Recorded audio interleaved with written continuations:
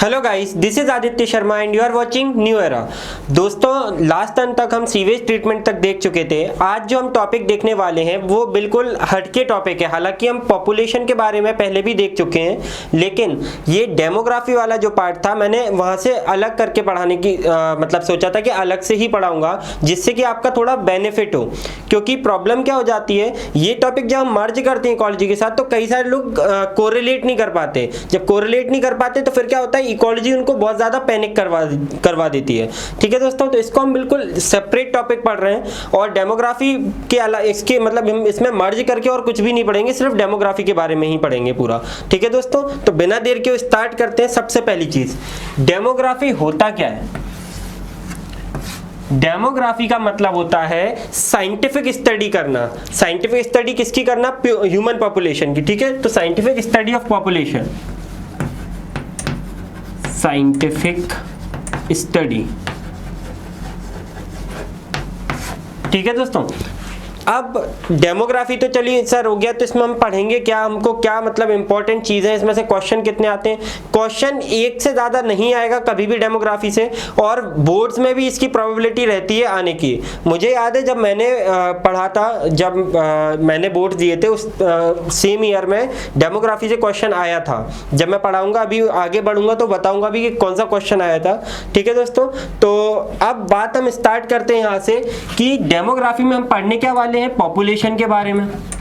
किसके बारे में पढ़ेंगे हम? पॉपुलेशन के बारे में। अब जब पॉपुलेशन के बारे में पढ़ेंगे हम, पॉपुलेशन इंटरेक्शन नहीं पढ़ेंगे, क्योंकि पॉपुलेशन इंटरेक्शन हम ऑलरेडी खत्म कर चुके हैं। पॉपुलेशन होता क्या है, ये बात हमने पहले भी पढ़ी थी कि भाई ग्रुप ऑफ मतलब स्पीशीज होती है, सेम स्पीशीज के मेंबर होते हैं जिनका क्या होता है? ग्रुप होता है। ठीक है, जो कि रिप्रोडक्टिवली आइसोलेटेड होती है किससे? दूसरों से। बात समझ रहे हैं? पूरी डेफिनेशन नहीं लिख रहा हूं क्योंकि हम पहले ही पढ़ चुके हैं, लेकिन मैंने एक हिंट कर दिया कि एक्चुअल डेफिनेशन होती क्या है। अब जब पॉपुलेशन की बात आ गई तो यहाँ जब हम पॉपुलेशन पता करते हैं ह्यूमन के लिए, अगर हम बात करें, क्योंकि डेमोग्राफी बेसिकली हम एक ज्योग्राफिकल एरिया के लिए बात करते हैं और डेमोग्राफी ह्यूमन पॉपुलेशन के लिए यूज करते हैं जनरली टर्म हम। ठीक है, तो यहाँ पर सेंसस की बात आती है। इंडिया में सेंसस होता है क्या? सबसे पहले 1881 से स्टार्ट हुए थे ये, और तब से ये कंटिन्यू हर 10 साल होता है। बात समझ पा रहे हैं? कंटिन्यू हर 10 साल में हो रहा है। अब इंपॉर्टेंट बात क्या है, ये आपको याद नहीं रखना, भूल जाइए इसको, सॉरी, ये आपको याद नहीं रखना है। आपको जो याद रखना है वो ये याद रखना है कि एवरी 10 ईयर्स, ये आपके लिए काम का है। एवरी 10 ईयर्स, हर 10 साल में सेंसस किया जाता है। लास्ट सेंसस जो हमारे यहाँ हुआ था वो हुआ था 2011 में, जो एनपीआर के नाम से हुआ था, नेशनल पॉपुलेशन रजिस्टर बना था यहाँ पे। इसमें क्या होता है, जो भी लोग रह रहे हैं उनकी सारी इन्फो, जो भी लोग एक कंट्री में रह रहे हैं उनकी सारी information, right from their number of people, कितने रह रहे हैं, उनके पास क्या मतलब क्या क्या रिसोर्सेज हैं, किस रिसोर्स की कमी है, वो किस मतलब उनकी जो इनकम है उस इनकम की ग्रेड कितनी है, वो किस कंडीशन में रह रहे हैं, उनके सैनिटेशन का लेवल क्या है, ये लगभग सारी चीजें उसमें कंसिडर कर ली जाती हैं। तो ये कंपाइल करके काफी सारी चीजों से मिक्स करके एक डाटा आता है, जिससे क्या फायदा मिलता है, इस जो सेंसस होता है इससे फायदा क्या मिलता है कि जो पॉलिसीज होती हैं, जो गवर्नमेंट की आप पॉलिसीज सुनते हैं, पॉलिसी मेकिंग में हेल्प मिलती है। अगर ये पॉलिसी, ये जो हमको डाटा ही नहीं मिला, फॉर एग्जांपल इंडिया की पॉपुलेशन, एक मैं हिंट करता हूँ, सेंसस का मतलब होता है कि काउंटिंग करना। पहले सेंसस का मतलब समझ लीजिए, सेंसस का मतलब होता है काउंटिंग करना कि कितनी पॉपुलेशन है। ठीक है, अब सेंसस हमारे यहाँ कंपेयर करें 2001 में लास्ट टाइम हुआ था, क्योंकि 10 साल में होता है, 11 में हुआ था, तो उससे पहले कब हुआ होगा? 2001 में, और फिर 2011 में हुआ। तो यहाँ पे जो पॉपुलेशन थी वो 1.02 बिलियन से 1.21 बिलियन पहुंच गई थी। अब मैं ये 2011 का डाटा बता रहा हूँ। ठीक है, 18 में 19 में तो आपकी 1.38 के समथिंग पहुंच चुकी है, लेकिन आपको वो याद नहीं रखनी है। ठीक है, और वर्ल्ड की पॉपुलेशन, ये तो हमने इंडिया की बताई, वर्ल्ड की पॉपुलेशन 6 बिलियन से 7 बिलियन पहुंच गई है, और जिसमें इंडिया का जो मतलब परसेंटेज है पूरी पॉपुलेशन का वो 17 to 18% है। मतलब वर्ल्ड में जितनी पॉपुलेशन है उसकी 18% की समथिंग पॉपुलेशन सिर्फ इंडिया में रहती है। ये बात बहुत इंपॉर्टेंट है, समझिएगा बात को।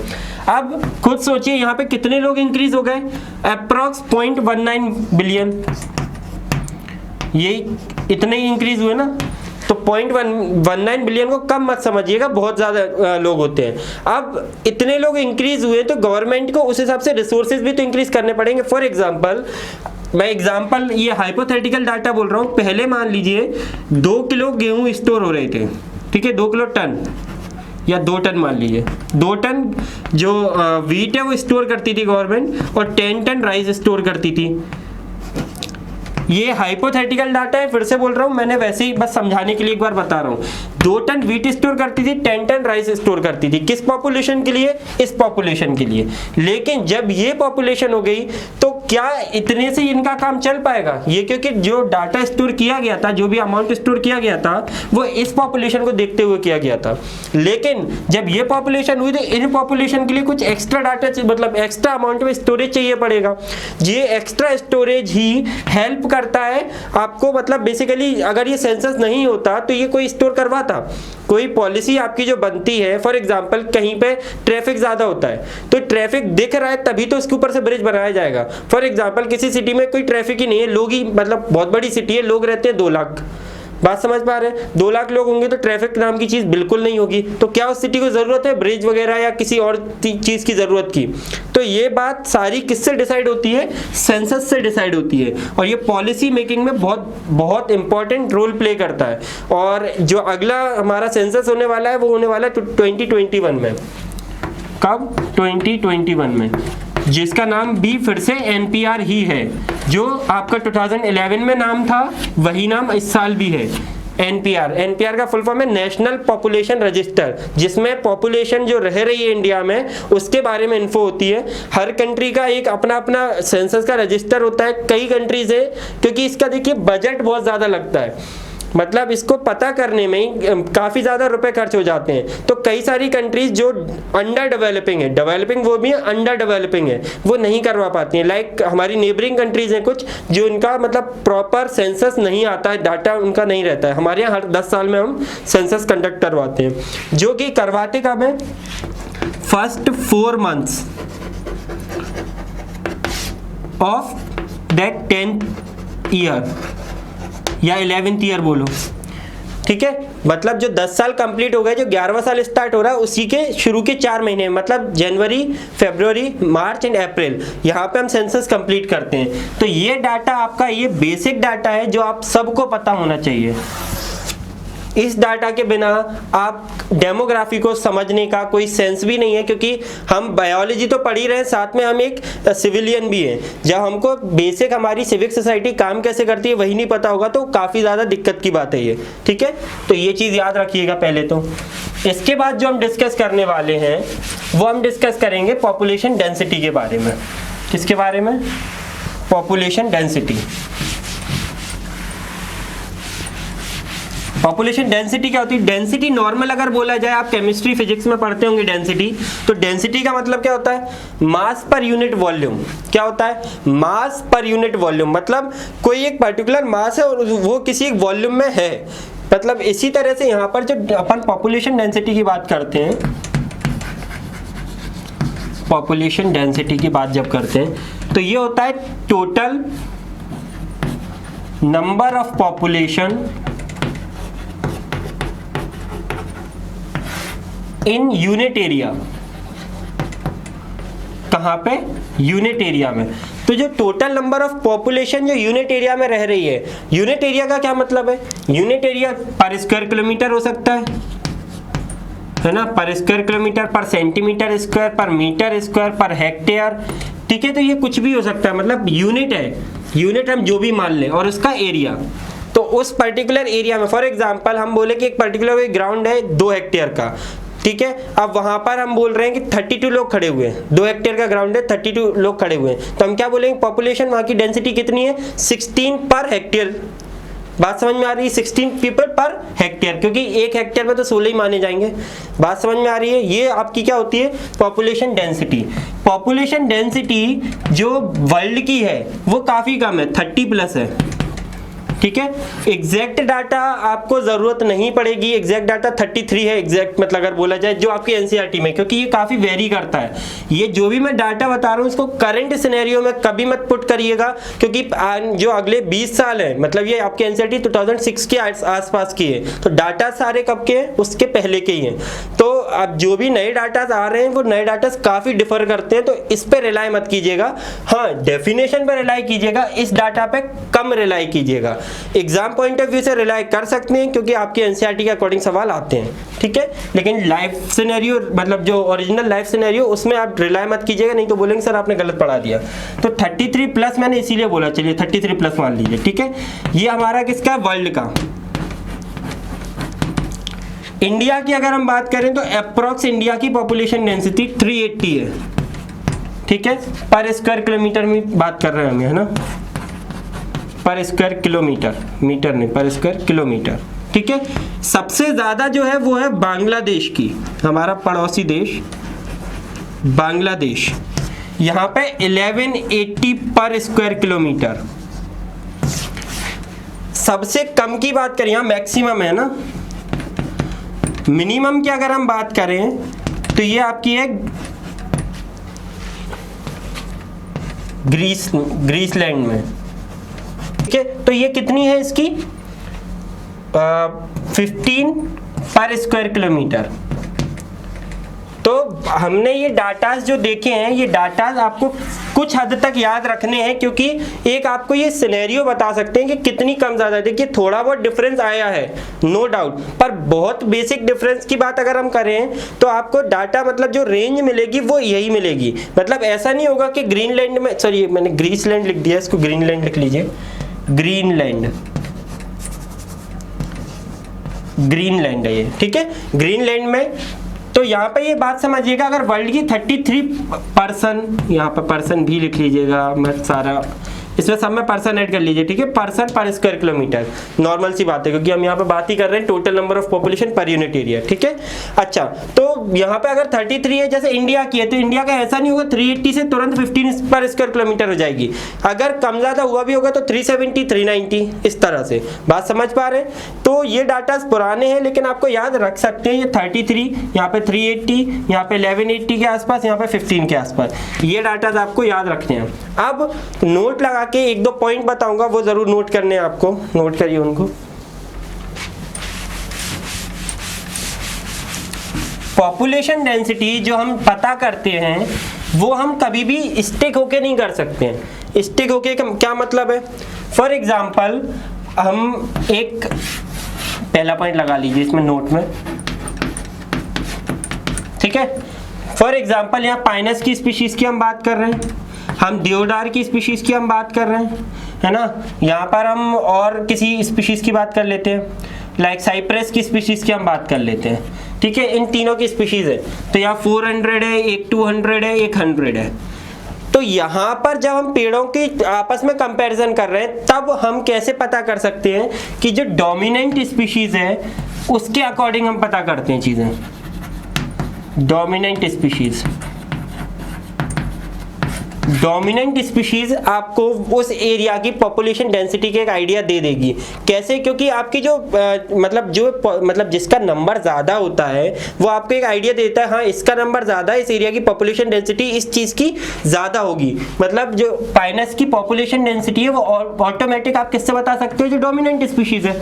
बात समझ में आ रही है कि जो आप पॉपुलेशन डेंसिटी समझा रहे हो ये आप बता सकते हो कि डोमिनेंट स्पीशीज देख के कि किसकी पॉपुलेशन डेंसिटी ज़्यादा होगी, ठीक है। चलिए सेकंड पॉइंट की अगर हम बात करें, सेकंड पॉइंट समझिएगा, ये एक पेड़ है, मतलब एक एरिया है जहाँ पर ये एक पेड़ है और ये घास है, ठीक है। अब क्या इन दोनों को कंपेयर कर सकते हो जैसे यहाँ नंबर काउंट करके किया था? नहीं कर सकते। क्यों? क्योंकि भाई इसका परसेंट एरिया भी कवर करने वाला, परसेंट एरिया कवर्ड जो है वो इससे ज्यादा होगा। दूसरा, यहाँ का जो बायोमास है, बायोमास है जो इस पेड़ का, वो भी ज्यादा होगा। लेकिन नंबर की बात करेंगे तो नंबर किसका ज्यादा होगा, ग्रास इसका ज्यादा होगा। तो जो पॉपुलेशन डेंसिटी हम पता करेंगे वो डिफर करती है हर एक चीज के लिए, आप किस तरह से उनको पता कर रहे हो। तो ये चीज आपको समझनी है। ये दूसरा पॉइंट है कि आप हमेशा एक सिनेरियो लेके नहीं रख सकते कि आपने सोच लिया कि हम बायोमास से समझ रहे हैं तो बायोमास से ही समझ लेंगे, पूरा एरिया कवर्ड से समझ रहे हैं तो एरिया कवर्ड से ही समझ लेंगे, क्योंकि यहाँ पे आपको कुछ चीजें अलग अलग डिफर करनी पड़ती है। आप नंबर काउंट करके कभी इन दोनों को मतलब बराबर मतलब इक्वलाइज कर सकते हैं, क्योंकि इसका तो एक है और इनके तो थाउजेंड्स में भी हो सकते हैं। बात समझ पा रहे हैं? तो कभी भी स्टिक नहीं हुआ जाता है, आपको देखना पड़ता है कि आप कंपेयर किसको कर रहे हो, उसके अकॉर्डिंग पॉपुलेशन डेंसिटी को नापने की जो मतलब मेथड है उसको हम चेंज कर लेते हैं। बात समझ में आ रही है?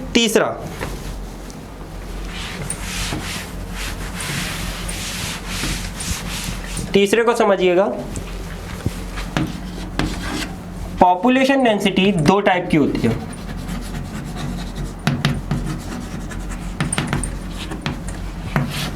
एक होती है रिलेटिव, दूसरी होती है एब्सोल्यूट। एब्सोल्यूट पॉपुलेशन डेंसिटी का क्या मतलब है? फिक्स है। पॉपुलेशन डेंसिटी जो है वो फिक्स है, यहाँ पे आपको पॉपुलेशन डेंसिटी में चेंजेस नहीं मिल रहा है। लेकिन रिलेटिव आप किसी के टर्म्स में बताते हो। फॉर एग्जांपल एक पॉन्ड है, क्या है? पॉन्ड है। आप पॉन्ड में अगर आपको नंबर ऑफ फिशेस पता करनी है, A, B, C, D, इनकी पॉपुलेशन डेंसिटी निकालनी है, तो आप कैसे निकालोगे? सिंपल सा फंडा है, A plus B plus C plus D divided by 4 equals to आपकी जो आंसर आएगा वही आपकी क्या होगी? Population density. क्योंकि आप यहाँ पे अलग अलग को देखना है तो आपको क्या करना पड़ता है? सबको सम करके टोटल नंबर से डिवाइड कर दिए। ये मेथड हम कई बार बचपन में पढ़ चुके हैं, तो इसमें कहीं दिक्कत होनी नहीं चाहिए। स्टैटिस्टिक्स जब हम पढ़ते थे मैथ्स में 8th-9th क्लास में, उसमें भी इस तरह से काम हम करते थे। बात समझ पा रहे हैं? लेकिन इसी की जगह अगर बैक्टीरिया है तो बैक्टीरिया में कैसे पता करेंगे? बैक्टीरिया में क्या नंबर काउंट करके हम पता कर सकते हैं पॉपुलेशन डेंसिटी? क्योंकि नंबर काउंट करना या तो इम्पॉसिबल हो जाएगा या फिर इतना टाइम कंज्यूम हो जाएगा जिसका कोई सेंस नहीं है। तो उसमें हम क्या करते हैं? पर्टिकुलर एक पार्ट को लेते हैं और उसकी जो पॉपुलेशन डेंसिटी होती है, एक पर्टिकुलर जो कल्चर का एक पार्ट उठाते हैं और उसकी जो पॉपुलेशन डेंसिटी होती है उसको हम बता देते हैं टोटल पूरे उसकी पॉपुलेशन डेंसिटी, और वो पता करते हैं बायोमास के हेल्प से। ठीक है, बैक्टीरिया कल्चर में कल्चर तो हम बायोमास लेते हैं, वो भी किसी पर्टिकुलर पार्ट का, है ना? या तो बायोमास से बता दो या पर्टिकुलर पार्ट की जो पॉपुलेशन डेंसिटी होगी वही पूरे की पूरे बैक्टीरिया की हम पॉपुलेशन डेंसिटी कंसीडर कर लेते हैं। बात समझ में आ रही है?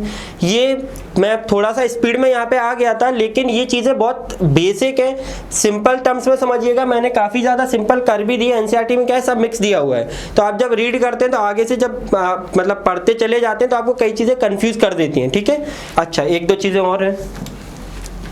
4th पॉइंट,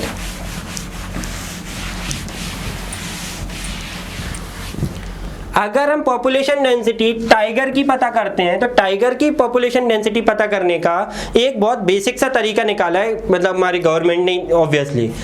क्योंकि आप टाइगर को पॉपुलेशन को काउंट करने अगर बैठोगे तो कहीं ना कहीं आप उनके जो एनवायरनमेंट, उनका नेचुरल एनवायरनमेंट, उसको इन्वेड करोगे, और जब नेचुरल एनवायरनमेंट को इन्वेड करते हैं तो कहीं ना कहीं हार्म होता है। कॉमन सेंस लगाइएगा, 3 एरियाज में बेसिकली हम डिवाइड करते हैं फॉरेस्ट को, जो आपको समझने की अभी कोई ज़रूरत नहीं है। मैं अगर काम का होगा तो मैं ज़रूर बता दूंगा आपको, अभी मत समझिए। ठीक है, एक एरिया होता है कोर एरिया। कोर एरिया में किसी को भी जाने की परमिशन नहीं होती, किसी को भी, मतलब किसी को भी, गवर्नमेंट ऑफिशियल्स भी नहीं। तो वहां पे हम क्या करते हैं, या तो हम टाइगर के 2 चीजों से पता करते हैं, एक तो उनका पग मार्क्स, टाइगर की बात चल रही है ना, पग मार्क्स और फीकल मैटर। फीकल मैटर और पग मार्क्स से हम पता करते हैं कि कितनी पॉपुलेशन डेंसिटी हो सकती है टाइगर की। अब आप लोग बोलेंगे सर ये मेथड कुछ अजीब सा नहीं है?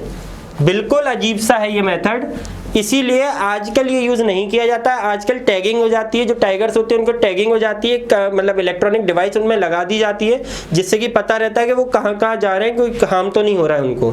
ठीक है, बात समझ में आ रही है? क्योंकि हमारे यहाँ कई सारे ऐसे लोग मिल जाते हैं जो आज भी मतलब हंटिंग वगैरह करते हैं और काफ़ी सिक्योर्ड जगह पर जाके भी कर लेते हैं किसी न किसी तरीके से, तो उनके प्रॉपर टैगिंग की जाती है, जिससे पता लग पाए कि अगर वो कहीं उस अपने इमीडिएट फॉरेस्ट के छोड़ के दूसरी जगह जा भी रहा है तो पता लग पाए हमको। बात समझ में आ रही है? तो ये पुराना मेथड है, लेकिन एनसीईआरटी में यही दिया है, तो आपको याद भी यही रखना है, ठीक? तो ये पॉइंट आपको बिल्कुल दिमाग में क्लियर रखने हैं। चलिए आगे बढ़ते हैं। ये नोट के चारों पॉइंट याद हो गए। इसके बाद जो हम बात करेंगे, वो बात करेंगे बर्थ रेट और डेथ रेट की।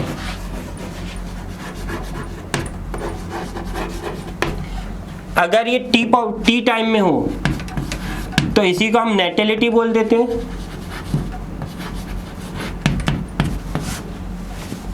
है ना, टी टाइम में। तो इसको हम मॉर्टेलिटी बोल देते हैं,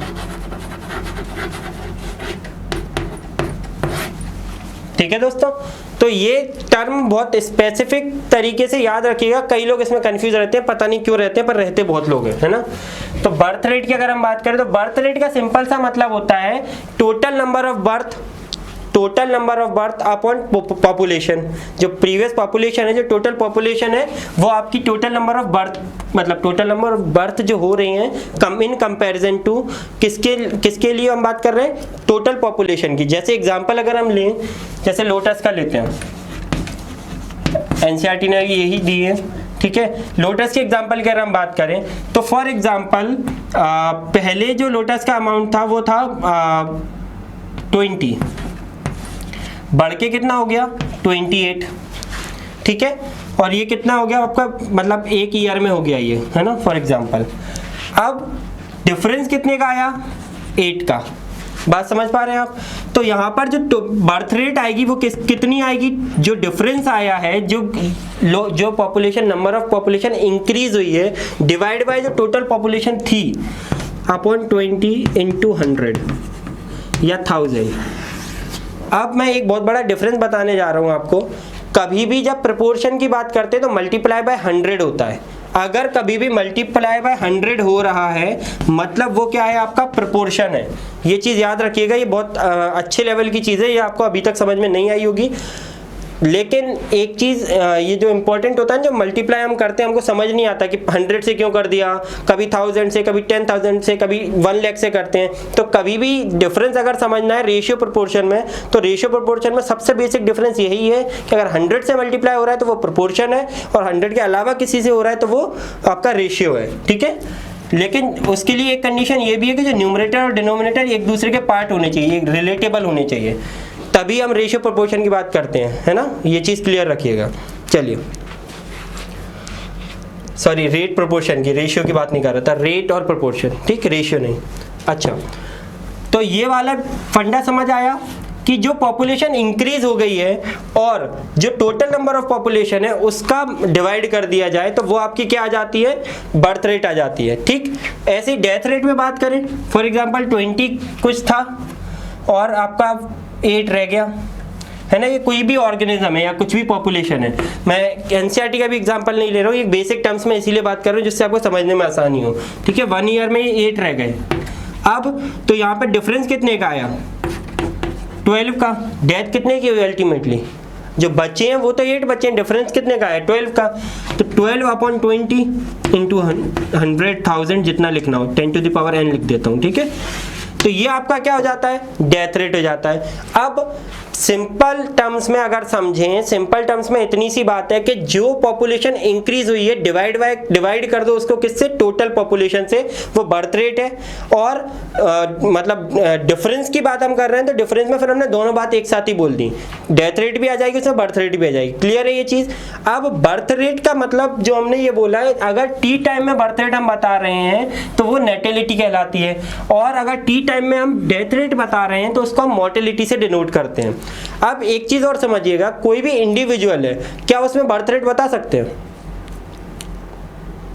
कोई भी एक इंडिविजुअल है उसमें क्या हम बर्थ रेट बता सकते हैं, या डेथ रेट, बर्थ रेट कुछ भी नहीं बता सकते। इंडिविजुअल में हम बर्थ और डेथ बताते हैं, पॉपुलेशन में हम बर्थ रेट और डेथ रेट बताते हैं। ये चीज समझिएगा। तो ये रेट की हम बात कर रहे हैं, इसीलिए हम पॉपुलेशन हमेशा 1000 के आसपास रख रहे हैं, 10 टू द पावर n, या 100 नहीं आएगी, ठीक है, ये याद रखिएगा। चलिए, पर परसेंटेज में हम डिनोट कर देते हैं, ये बात भी थोड़ा मतलब रखिएगा। एनसीईआरटी कई चीज़ें क्लैरिफाई नहीं करती है, आपके मतलब बोर्ड्स के लिए आप कर सकते हैं, मतलब जो आपके नीट में पूछा जाएगा ऐसा कोई कंफ्यूजन वो नहीं क्रिएट करेंगे, ठीक है। चलिए अच्छा, इसके बाद हम बात करते हैं 2-3 इंपॉर्टेंट बात। जो बर्थ रेट जब हम एनुअली देखते हैं, एनुअल देखते हैं तो उसको हम बोलते हैं क्रूड बर्थ रेट या फिर क्रूड डेथ रेट। तो इंडिया का आपको क्रूड बर्थ और क्रूड डेथ रेट याद रखना है अगर रख सकें तो, ठीक है। करीब 24 आपका क्रूड बर्थ रेट है और क्रूड डेथ रेट जो आपका है वो है अप्रॉक्स 8 के आसपास, ठीक है। ये अप्रॉक्सीमेट वैल्यूज है, एग्जैक्ट वैल्यूज के चक्कर में मत पड़िएगा। अब ये क्रूड बर्थ रेट और डेथ रेट बताने का रीजन क्या था, ये भी वही है कि टोटल नंबर ऑफ पॉपुलेशन जो इंक्रीज हुई है पर ईयर के अकॉर्डिंग, पर ईयर पॉपुलेशन के अकॉर्डिंग टोटल नंबर जो इंक्रीमेंट हुआ है। अब यहाँ पे समझने की बात समझिए, मैं एक टर्म और बताऊंगा, annual growth rate.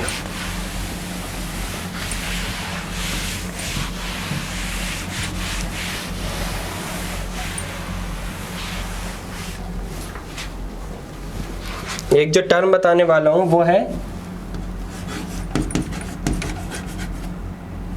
Annual growth rate.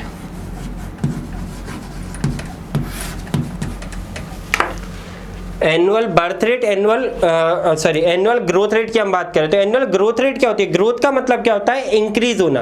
अब कोई चीज इंक्रीज हम तब बताएंगे जब बर्थ ज्यादा होगी कंपैरेटिवली डेथ के, तो इसका फॉर्मूला सिंपल सा क्या हो जाएगा, crude birth rate minus crude death rate. बात समझ पा रहे हैं। अब क्रूड बर्थ रेट हमने कितना बोला था, लगभग 24 के आसपास, डेथ रेट लगभग 8 के आसपास। तो इंडिया का जो आया है एनुअल ग्रोथ रेट वो लगभग 16 है, लेकिन यहाँ पर 1000 की हम बात कर रहे हैं, परसेंटेज की हम बात करते हैं तो अप्रोक्सीमेट 1.6% आता है ना, ये इंडिया का ग्रोथ रेट है। अब आप बात समझिएगा, ये AGR annual growth rate India का है, ये नॉर्वे कंट्री है उसका जो एनुअल ग्रोथ रेट है वो 0% है। अब आप समझिएगा 1.6 या 1.7% बोल दीजिए। तो हमने जब रिप्रोडक्टिव हेल्थ पढ़ा था उसमें एक बात की थी, 1.7% ग्रोथ के हिसाब से 33 ईयर्स में इंडिया की पॉपुलेशन कितनी हो जाएगी, डबल हो जाएगी, जो कि हमको देखने को मिल भी रहा है। जब 2020 के हम डाटा देखें या 2019 के डाटा देखते हैं तो नंबर ऑफ पॉपुलेशन बहुत ज़्यादा इंक्रीज हुई इंडिया की, ठीक है दोस्तों। तो ये पॉइंट भी आपको याद रखना है, ये बेसिक पॉइंट है, ठीक। चलिए अब मैं एक टर्म बताऊंगा, वाइटल इंडेक्स या वाइटलिटी इंडेक्स, ये टर्म समझिएगा।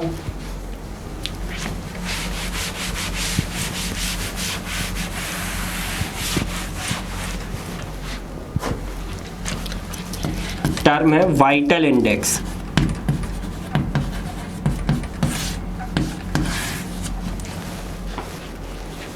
एक और चीज समझ लीजिए, वाइटल इंडेक्स के पहले अगर बर्थ रेट ज्यादा आ रही है तो हम उसको बोलते हैं positive growth rate, death rate ज्यादा है तो उसको हम बोलते हैं नेगेटिव ग्रोथ रेट, दोनों बराबर आ रही हैं तो उसको हम बोलते हैं जीरो ग्रोथ रेट, ठीक है। ये टर्म भी समझ लीजिएगा। वाइटल इंडेक्स में हम बताते हैं एक फॉर्मूला, नेटिलिटी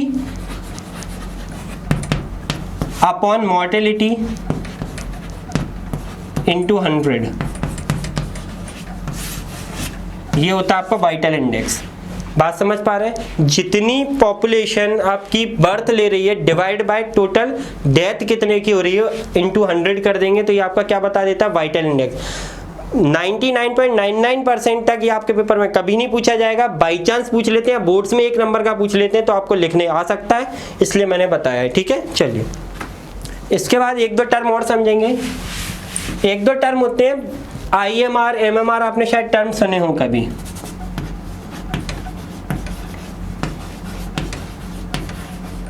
IMR, MMR। IMR का मतलब होता है इन्फेंट मॉर्टेलिटी रेट,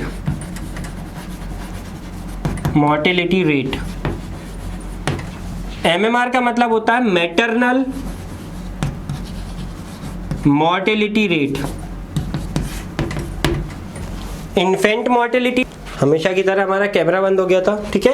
तो अब बात को समझिएगा, हमने बोला इन्फेंट मोर्टेलिटी रेट और मैटरनल मोर्टेलिटी रेट, क्या मतलब क्या होता है, जो टोटल नंबर ऑफ डेथ हो रही हैं, इन IMR का बता रहा हूं, टोटल नंबर ऑफ डेथ्स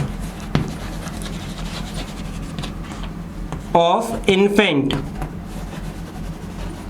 ठीक है, कब, इन अ मतलब in annual population,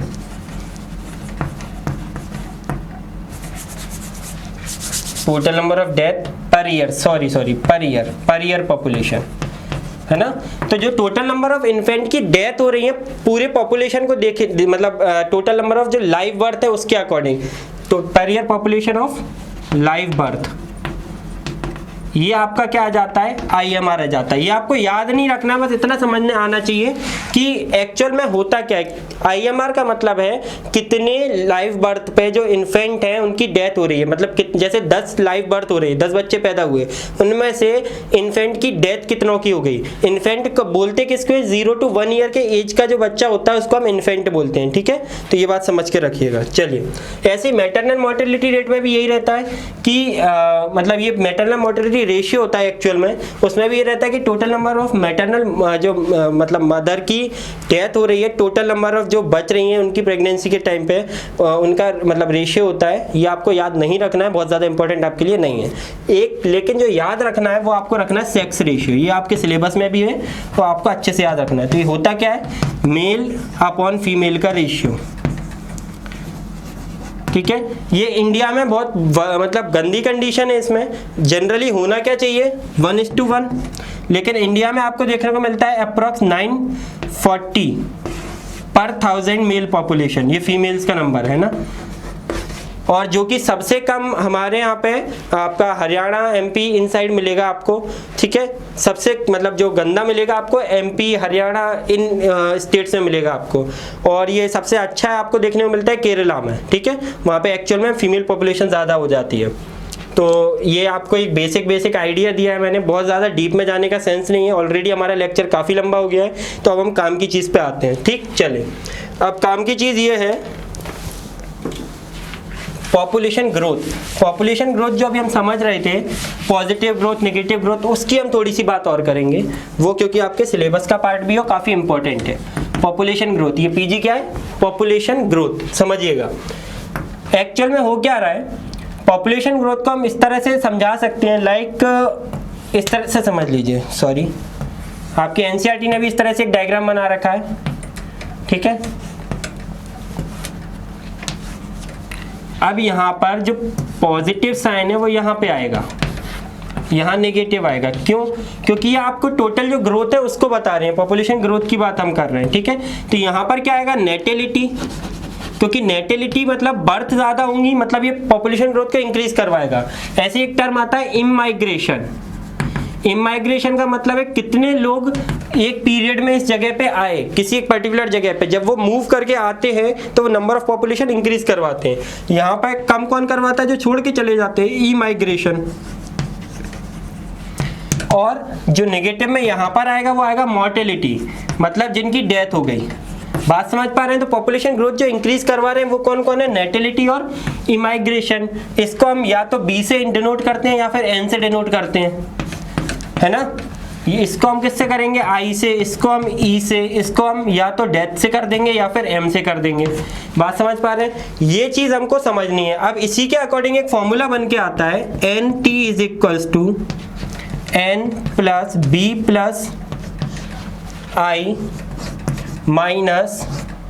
D + M, या फिर N +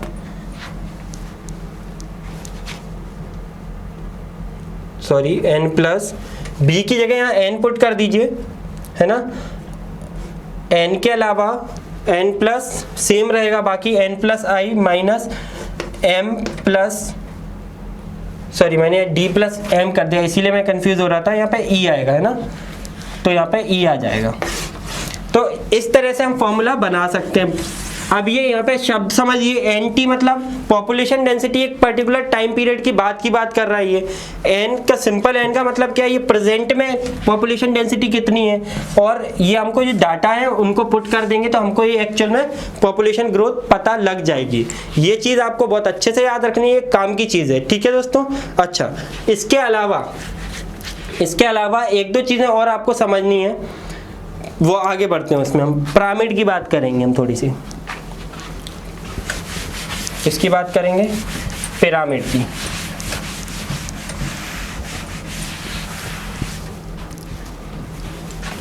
पिरामिड में हम देखेंगे एज, सेक्स, पिरामिड। अब इसमें हम बेसिकली करते क्या है, 3 एज ग्रुप में डिवाइड कर देते हैं। कितने में? 3 एज ग्रुप में। पूरी पॉपुलेशन को 3 एज ग्रुप में डिवाइड कर देते हैं। एक जो 15 ईयर्स से कम है, एक 15 से 44 ईयर वाली, और एक 45 ईयर से ज़्यादा वाली। अब ये तो हमने एज ग्रुप में डिवाइड कर दिया। इसी की तरह जो हम पिरामिड बनाएंगे उनको भी हमने 3 पार्ट में डिवाइड कर दिया है। या तो वो स्टेबल, या फिर वो डिक्लाइनिंग, या फिर वो एक्सपांडिंग। क्या क्या मतलब है? स्टेबल मतलब कोई एक स्टेबल डाटा दे रहा होगा वो आपको। डिक्लाइनिंग का मतलब वो डिक्लाइन की तरफ जा रहा होगा। और एक्सपांडिंग मतलब जहां पे वो एक्सपांशन आपको देखने को मिल रहा होगा। अब मैं समझाऊंगा आपको, अभी सब समझ आएगा।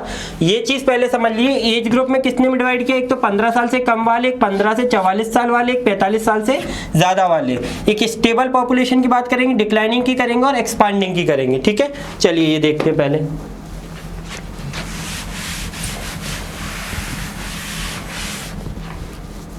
समझते हैं। चलिए, सबसे पहली चीज हम बात कर रहे हैं एक्सपांडिंग की। एक्सपांडिंग सबसे इंपॉर्टेंट है और इंडिया बेसिकली एक्सपांडिंग में ही आता है। तो हम सबसे पहले एक्सपांडिंग की बात करते हैं। यहाँ पे आपको जो पॉपुलेशन मिलेगा, और यही वो क्वेश्चन है जो मेरे पेपर में आया था, जिसकी मैं बात कर रहा था थोड़ी देर पहले। ठीक है, तो यहाँ पे ये कंडीशन देखने को आपको मिल रही है। यहाँ पर जो 15 ईयर से कम वाले की पॉपुलेशन है वो काफ़ी ज़्यादा है, काफ़ी ज़्यादा। ब्रॉड बना है ना, मतलब इनकी नंबर ऑफ पॉपुलेशन ज़्यादा है। दूसरा, यहाँ पर 15 से 44 की भी पॉपुलेशन काफ़ी ज़्यादा है। सबसे कम पॉपुलेशन किसकी है? 45 से ज़्यादा वालों की। अब आप इस ग्राफ से एक आइडिया लगा सकते हैं एक्सपांशन की बात क्यों कर रहे हैं, क्योंकि ये पॉपुलेशन आगे जाके इसमें कन्वर्ट होगी। नंबर ऑफ पॉपुलेशन की, यूथ की अगर बात करें तो सबसे ज़्यादा अभी कहाँ पे है? इंडिया में। इसलिए नहीं कि इंडिया की पॉपुलेशन ज़्यादा है, इसलिए भी क्योंकि इंडिया अभी एक्सपांशन फेज में है। जिस एक्सपांशन फेज को जापान क्रॉस कर चुका है। जापान डेवलप्ड कंट्री में आता है और जापान इस फेज में चल रहा है बेसिकली। ठीक है, मतलब इसका मतलब डिक्लाइनिंग में। एक आता है ये बेल शेप कर्व,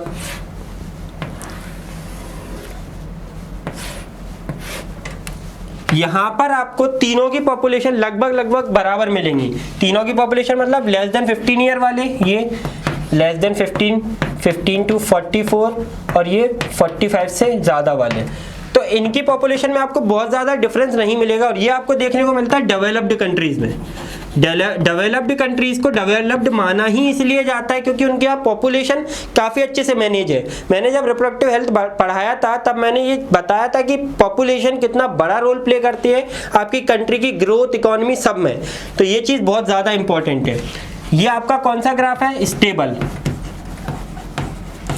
एक आता है डिक्लाइनिंग। डिक्लाइनिंग में ऐसे समझिए,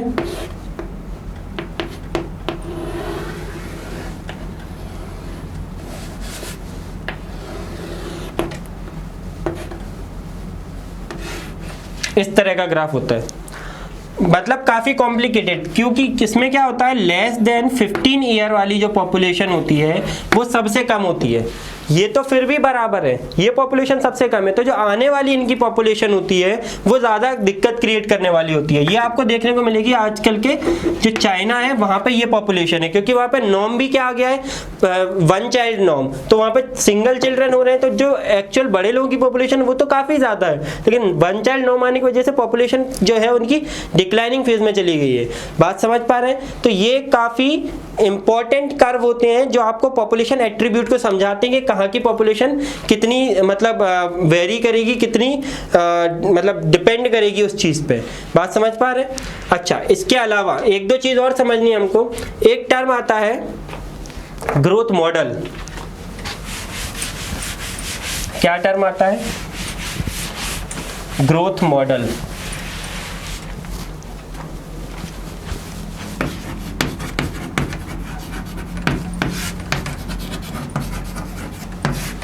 क्या टर्म है ग्रोथ मॉडल। ग्रोथ मॉडल आपको ये बताता है कि जो ग्रोथ हो रही है वो किस तरह से हो रही है, वो कितने टाइप की होती है, और एक्चुअल पॉपुलेशन बढ़ रही है कम हो रही है, वो सारा का सारा डाटा आपको ग्रोथ मॉडल से पता लगता है। जिसके अंदर में हमको क्या पढ़ने होते हैं, ग्रोथ कर्व की हेल्प से हम पता करते हैं। किसकी हेल्प से? ग्रोथ कर्व की हेल्प से। ग्रोथ कर्व दो तरह से हो सकते हैं। किस किस तरह से? जब रिसोर्सेज अनलिमिटेड हो, रिसोर्सेज अनलिमिटेड हो, और एक क्या कंडीशन देखने को मिलेगी, जब रिसोर्सेज लिमिटेड हो।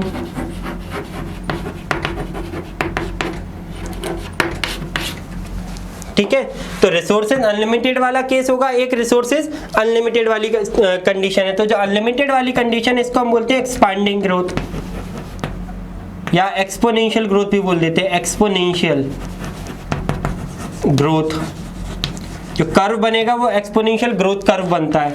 यहाँ पर जब लिमिटेड कंडीशन होती है, जब आपके रिसोर्सेज लिमिटेड होते हैं, तो ग्रोथ क्या अनलिमिटेड हो सकती है? ये जो एक्सपोनेंशियल हो रही है ग्रोथ, वो कभी भी एक्सपोनेंशियल नहीं होगी।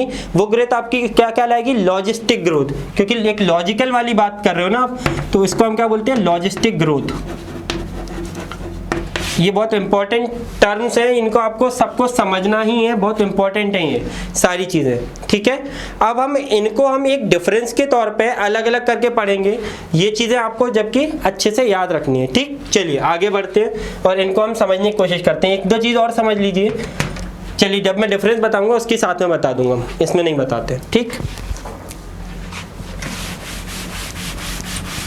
ये ग्रोथ कर्व काफ़ी इंपॉर्टेंट है। मैं इनका एक पहले एक डायग्राम जरूर बनाना चाहूँगा, डायग्राम से आपको थोड़ा एक आइडिया लग जाएगा। पॉपुलेशन डेंसिटी और टाइम के बीच में ये बनता है ना। एक तो ऐसी ग्रोथ हो रही है और एक ऐसी ग्रोथ हो रही है। ये जो कर्व है ये आपका एक्सपोनेंशियल ग्रोथ का। मैं ये पहले इसलिए बना रहा हूँ क्योंकि जब मैं डिफरेंस बताऊंगा तब मैं कर्व बार बार नहीं बना पाऊंगा, तो आपको ये दिमाग में कर्व रखना पड़ेगा। इसमें एक्सपोनेंशियल ग्रोथ है, मतलब रिसोर्सेज अनलिमिटेड है, आपका सीधा ऊपर जा रहा है ग्राफ। इसमें आपकी ग्रोथ क्या हो रही है? इस तरह से हो रही है, पहले इंक्रीज हुई फिर डिक्लाइन पे भी जा रही है। बात समझ पा रहे हैं? तो ये आपका लॉजिस्टिक ग्रोथ का कर्व है। क्लियर है ये बात? ये दोनों चीजें बिल्कुल दिमाग में क्लियर रखिएगा। ठीक, अब यहाँ पे एक फॉर्मूला आता है, n t is equal to n naught e to the power r t. ठीक है, ये फॉर्मूला आपको याद रखना है। ये एक्सपोनेंशियल का वैसे ग्राफ का होता है। चलिए, अभी मैं जब इसको डिफरेंसेस के तौर पे बताऊंगा तो डिफरेंसेस के तौर पे आपको ज़्यादा अच्छे से समझ आएगा। ठीक है, स्टार्ट करते हैं।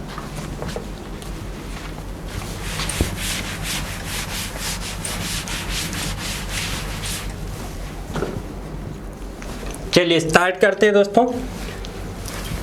डिफरेंस, यहाँ पे हम पढ़ेंगे एक्सपोनेंशियल, एक्सपोनेंशियल और दिख तो रहा होगा I hope, logistic growth curve के बारे में। डिफरेंस, डिफरेंस के तौर पे मैं इसलिए बता रहा हूँ जिससे आपको याद रह जाए।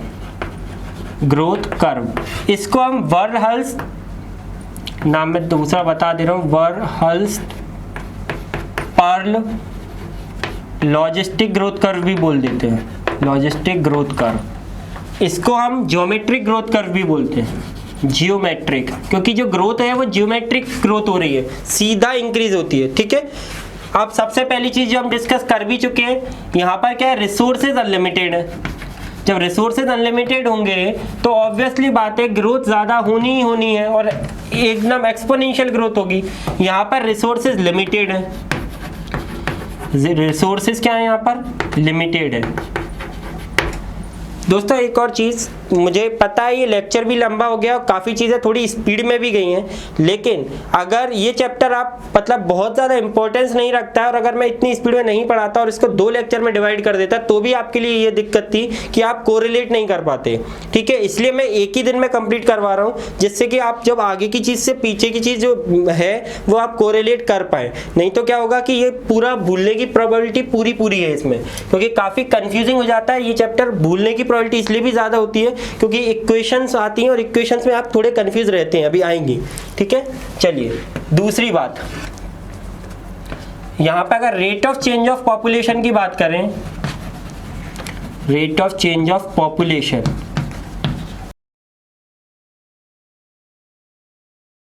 वो हम बताते हैं dn/dt is equals to b minus d into n से। अब आप लोग बोलेंगे सर ये तो बता दिया, इसमें मतलब तो बता दो क्या क्या होता है। b का मतलब बर्थ, d का मतलब डेथ, n का मतलब पॉपुलेशन डेंसिटी या पॉपुलेशन साइज बोल दीजिए, ये कितने टाइम पीरियड में हो रहा है, ठीक है। इन दोनों को मिला के हम r भी बोल देते हैं।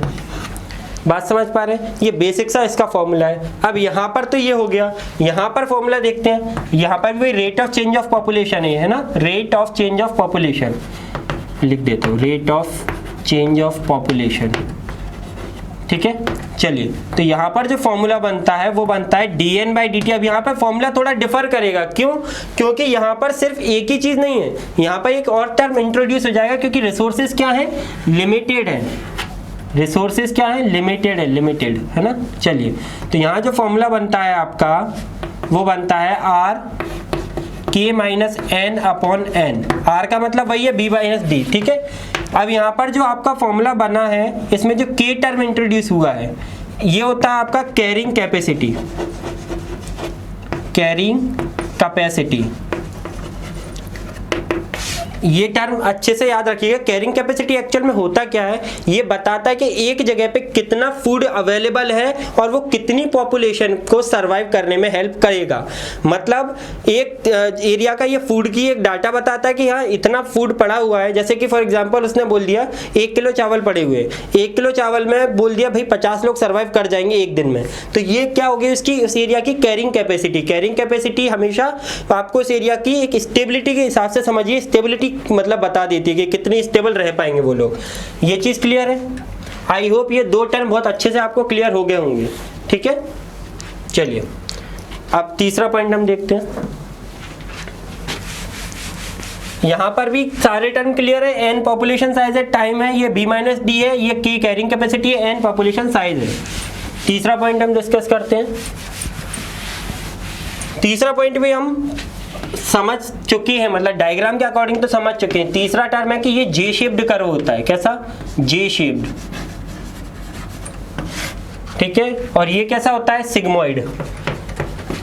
सिग्मोइड को हम क्या बोल देते हैं, तो एस शेप्ड कर्व। ये दो टर्म भी अच्छे से याद रखिएगा, ठीक है। नेक्स्ट पॉइंट होता है, इसमें दो तरह के फेज देखने को मिल जाते हैं आपको। एक तो लैग फेज, क्या देखने को मिलता है, लैग फेज। दूसरा फेज ऑफ एक्सेलरेशन।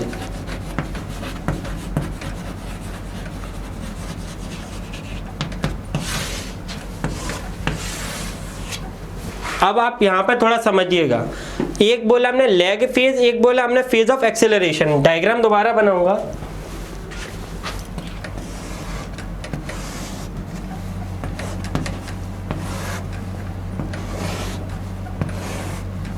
ये समझिएगा आप डाटा।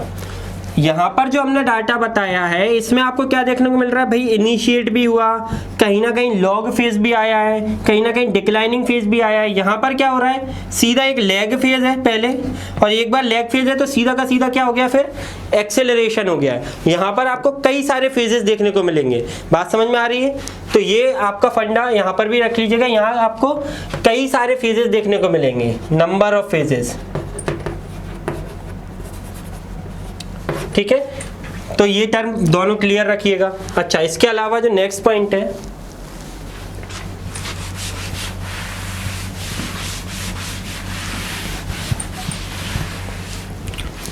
यहां पर जो आपको देखने को मिलेगा वो पॉपुलेशन डेंसिटी, पॉपुलेशन डेंसिटी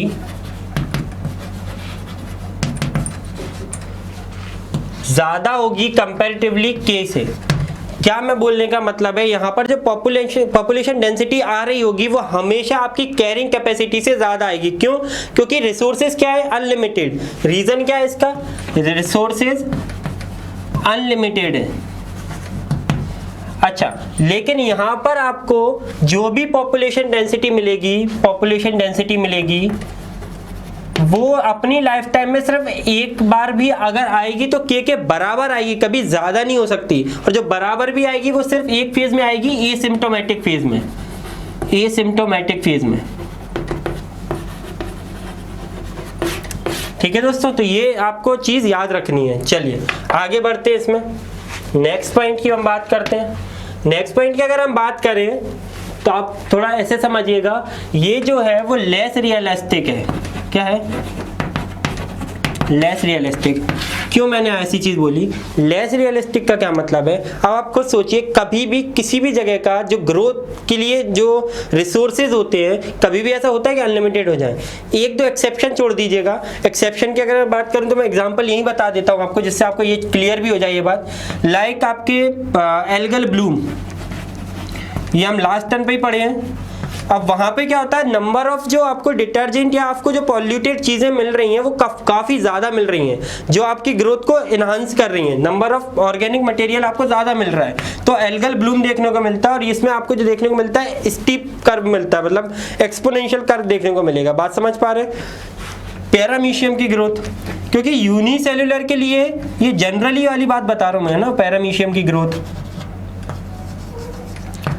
ये सारी की सारी चीजें आपको देखने को ज्यादा मिलेंगी। और ये एक्सपोनेंशियली, क्योंकि इनको जो रिसोर्सेज हैं वो एकदम से ज्यादा मिल गए, और ये हमेशा आपको नहीं देखने को मिलेगा। लेकिन यहाँ देखो तो ये मोर रियलिस्टिक है।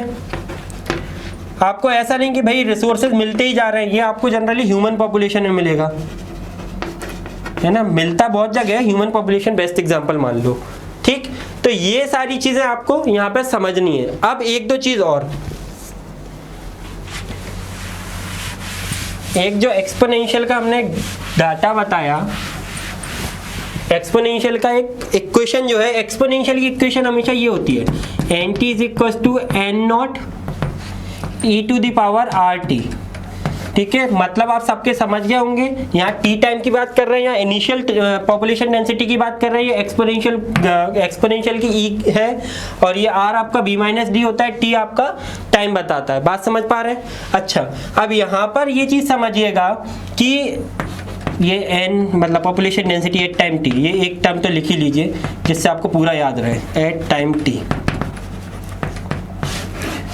यहां पर जो वैल्यूज हैं वो आपको याद रखनी है, किसकी? वो भी आर की वैल्यू याद रखनी है, आर की वैल्यू हमेशा याद रखनी है ना। ये इंट्रिंसिक डाटा बताता है, ठीक है, इसकी वैल्यूज आपको याद रखनी है। ये आपका बताता है कि ग्रोथ कितनी होगी, क्योंकि टाइम ड्यूरेशन तो फिक्स हो जाएगी, ये चेंज होती है। ठीक है, तो इसकी वैल्यू आपको किस तरह से याद रखनी है? लाइक नॉर्वे में, नॉर्वे के जो रेट है उनके लिए, ये एनसीईआरटी के डाटा हैं, आपको एज इट इज याद रखना है ना। नॉर्वे का रेट, इसके लिए जो आर की वैल्यू आती है वो आती है 0.015। कितनी आती है? 0.015। ये आपको अच्छे से याद रखनी है। ठीक, एक दूसरा आपको याद रखनी है फ्लोर बीटल की, फ्लोर बीटल, इसकी वैल्यू है 0.12। ठीक है, तीसरा आपको याद रखनी है ह्यूमन पॉपुलेशन की, और ये ह्यूमन पॉपुलेशन की जो बता रहे हैं ये हम 1981 के अकॉर्डिंग बता रहे हैं। ठीक है, क्योंकि एनसीईआरटी में जो दिया अपन उसकी बात करेंगे अभी। ठीक, इसकी वैल्यू ये होती है। तो ये आपको तीन वैल्यूज एज इट इज याद रखनी है, जिसमें कोई भी ऊपर नीचे चीजें नहीं करनी है। ये डाटा एज इट इज याद रखने के लिए ही है, और आपको एज इट इज ही याद रखना है। बात समझ पा रहे हैं? तो ये जो आपका बेसिक था पूरा वो यहाँ पे कंप्लीट होता है। अब एक लास्ट इंपॉर्टेंट बात आती है कि होता क्या है कि जो भी ऑर्गेनिज्म है जब वो ग्रोथ करते हैं तो वो ग्रोथ इस अकॉर्डिंग करते हैं कि उनकी जो फिटनेस है, जो सर्वाइवल है वो सबसे अच्छा रहे। ये बात इवोल्यूशन के टाइम पे डार्विन ने भी बोला था कि जो फिटेस्ट, सर्वाइवल ऑफ फिटेस्ट की बात की थी, तो जो सबसे ज्यादा रिप्रोडक्शन कर पाएगा, जब ज्यादा रिप्रोडक्शन करने में कैपेबल होगा, उसकी ग्रोथ सबसे ज्यादा होगी। बात समझ पा रहे हैं? तो ये चीज डार्विन भाई साहब पहले ही बोल चुके थे। तो जो हमारा वो फंडा रहता है वो क्या रहता है? Birth minus death r. ये हम पहले भी पढ़ चुके हैं सक्सेशन के टाइम पे कि कैरिंग कैपेसिटी क्या होगी, और आपकी जो आपकी मतलब basically growth capacity, reproductive capacity, ये सारी बातें हम कर चुके थे। किसमें करी थी हमने? ये सक्सेशन में करी थी। तो इनसे भी काफ़ी चीज़ें डिफाइन हो जाती हैं। लाइक अगर मैं समझने के लिए अगर हम बोले ठीक है दोस्तों, तो जो हम बात कर रहे हैं वो हम ये बात कर रहे हैं कि भाई होता एक्चुअल में क्या है, कि जो हम समझने की बात कर रहे थे, इंटरप्शन हो गया था थोड़ा सा। बात यह है कि जो भी इवोल्यूशन जब चल रहा होता है तो जो भी पॉपुलेशन होती है वो अपनी मैक्सिमम रिप्रोडक्टिव कैपेसिटी दिखाने की कोशिश करती है, और वो रिप्रोडक्टिव कैपेसिटी दिखाने के टाइम पे वो कुछ रिप्रोडक्टिव स्ट्रेटेजी अपना लेती है जिससे कि उनका जो सर्वाइवल है वो सबसे अच्छा हो जाए। तो हम उन रिप्रोडक्टिव एबिलिटीज़ की, स्ट्रेटेजीज़ की बात करेंगे, और वहाँ हमारा लेक्चर भी कंप्लीट हो जाएगा। लास्ट चीज़ है वो हमारी,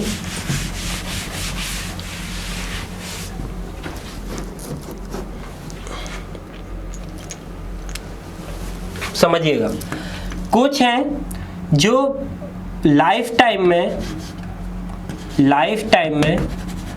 ब्रीडिंग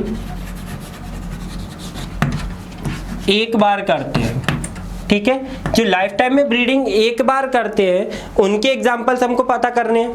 इसके अलावा कुछ हैं जो अपनी लाइफ टाइम में ब्रीडिंग कई बार करते हैं, ठीक है, मोर देन वन, ठीक है, या मल्टीपल बोल लीजिए, मोर देन वन। कुछ है जो खुद मतलब उनका नंबर ज़्यादा होने की वजह से वो मतलब बड़ी पॉपुलेशन को प्रोड्यूस करते हैं, ठीक है। किसको प्रोड्यूस कर रहे हैं? नंबर ऑफ जो इंडिविजुअल्स हैं वो तो कम है, पर उनका क्या ज़्यादा है? साइज ज़्यादा है।